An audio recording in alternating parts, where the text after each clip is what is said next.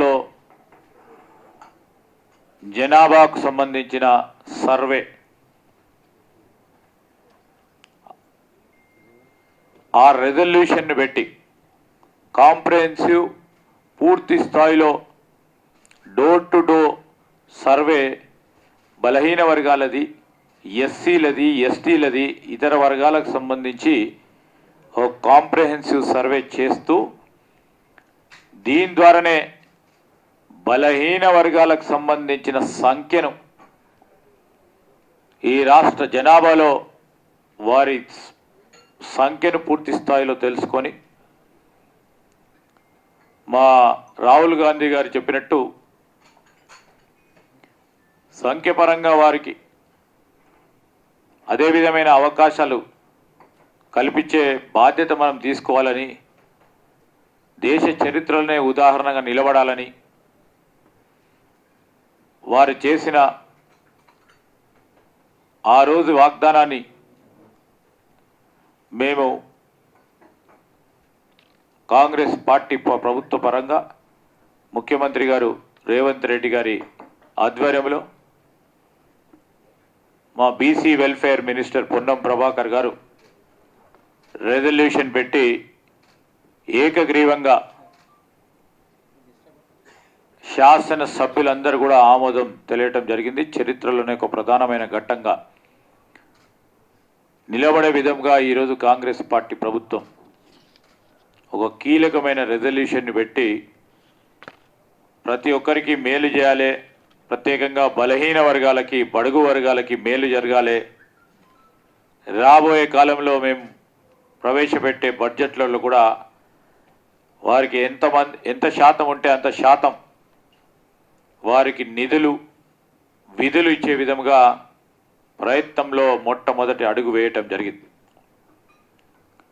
అదేవిధంగా ఈరోజు మీరు చూశారు, గవర్నర్ గారి అడ్రస్కి సంబంధించి డిస్కషన్స్లో పాల్గొన్న మా సభ్యులందరితో పాటు దాని తదుపరి ఓట్ ఆన్ అకౌంట్కు సంబంధించి బడ్జెట్ ప్రజెంటేషన్తో పాటు డిస్కషన్స్ కానీ, అప్రాప్రియేషన్ బిల్లు కానీ, అప్రాప్రియేషన్ బిల్ పరంగా డిస్కషన్స్ కానీ అన్నీ కూడా కులంకుశంగా ఎంతమంది సభ్యులు ఈ డిస్కషన్స్లో పాల్గొనని, మేము మా సలహా సూచనలు ఇవ్వాలని, లేకుంటే ప్రతిపక్షాలకు సంబంధించి వారు ఎన్ని విమర్శలు చేసినా ఈరోజు మేము కన్స్ట్రక్టివ్గా వారి విమర్శలను తీసుకొని ప్రభుత్వాన్ని ఈరోజు ప్రజలకు మేలు చేసే విధంగా ముందుకు నడపాలనే ఆలోచనతోనే మేము సభ సమయాన్ని వృధా కాకుండా ముందుకు తీసుకెళ్లే ప్రయత్నం చేసినాం. దీనిలో చూస్తే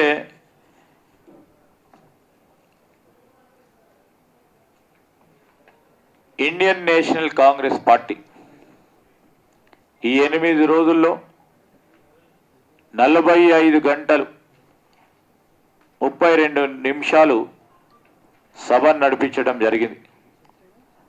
కాంగ్రెస్ పార్టీ సభ్యులు 8 గంటల 43 నిమిషాలు వారికి స్పీకర్ గారు సమయాన్ని కేటాయింపు చేస్తే, వారు టీఆర్ఎస్ పార్టీ సభ్యులు 39 మంది ఉన్నా కానీ 8 గంటల 41 నిమిషాలు వారికి కూడా ఈక్వల్గా అవకాశం ఇచ్చారు.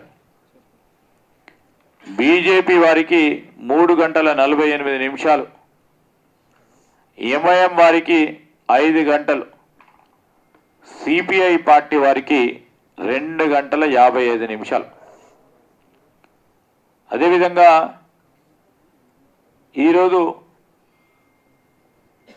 బిజినెస్ నడిపించాల్సిన బాధ్యత మా పైన ఉంటుంది. సీఎం గారు వారితో పాటు సహచర మంత్రివర్గ సభ్యులందరూ కూడా చాలా చురుగ్గా పాల్గొని ప్రతిపక్ష గౌరవ సభ్యులు చెప్పిన ప్రతి అంశాన్ని కూడా నోట్ చేసుకొని, మా సభ్యులు చెప్పిన ప్రతి అంశాన్ని కూడా నోట్ చేసుకొని మేము ఈ సభా కార్యక్రమాన్ని పూర్తి స్థాయిలో ప్రజలకు ఉపయోగపడే విధంగా ఈ సభా కార్యక్రమాలను కూడా నిర్వహించడం జరిగింది.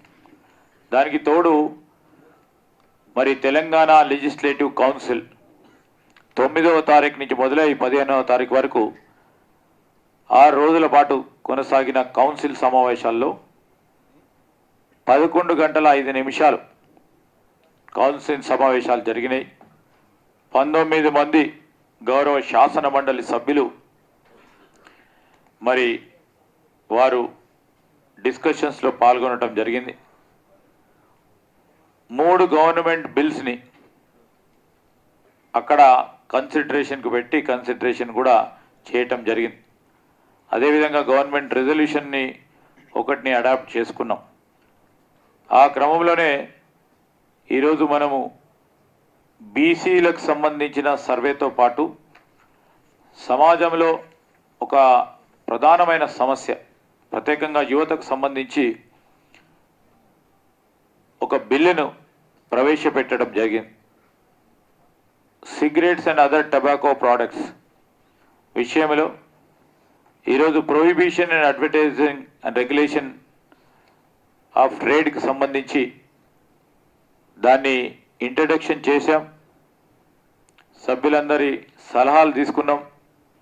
ఏకగ్రీవంగా గౌరవ సభ్యులు ఇక్కడ అసెంబ్లీలో కానీ అటు శాసన మండలిలో కూడా దానికి ఆమోదం తెలిపి ప్రత్యేకించి హుక్కా బార్లను నిషేధించడం జరిగింది. యావత్ రాష్ట్రంలో హుక్కా బార్లను నిషేధించే ఈ బిల్లుకు ఆమోదం తెలిపిన గౌరవ శాసన సభ్యులందరికీ, శాసన మండలి సభ్యులందరికీ కూడా ప్రత్యేకంగా కృతజ్ఞతలు తెలియజేస్తాను.